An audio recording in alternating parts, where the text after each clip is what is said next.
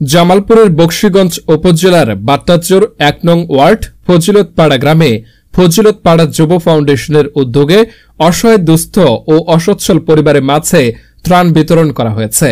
প্রতিবারের ন্যায় স্বল্প পরিসরে নিজ উদ্যোগে এই ফাউন্ডেশনের পক্ষ থেকে ত্রাণ বিতরণ করা হয়।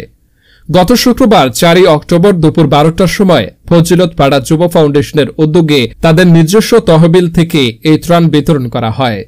ফজিলতপাড়া যুব ফাউন্ডেশনের সহায়তায় ও ফাউন্ডেশনের সঙ্গে সম্পৃক্ত সম্মানিত উপদেষ্টা মণ্ডলীর দিক নির্দেশনায় গার্মেন্টস ব্যবসায়ী মাসুদ রানার সভাপতিত্বে ৭ জন অসহায় মানুষের মাঝে ত্রাণ দেন। তাদের প্রত্যেককে মাথাপিছু ১০ কেজি চালসহ সাংসারিক নিত্য প্রয়োজনীয় দ্রব্যাদি বিতরণ করা হয়।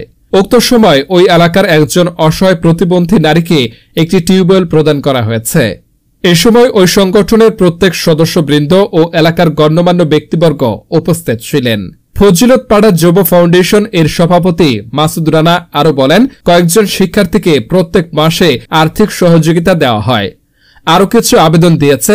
সম্মানিত উপদেষ্টা মণ্ডলীর দিক নির্দেশনা পেলেই এসব শিক্ষার্থীদের আর্থিক সহযোগিতা প্রদান করা হবে ইনশাআল্লাহ, বললেন ফজিলতপাড়া যুব ফাউন্ডেশন এর সভাপতি মাসুদ রানা।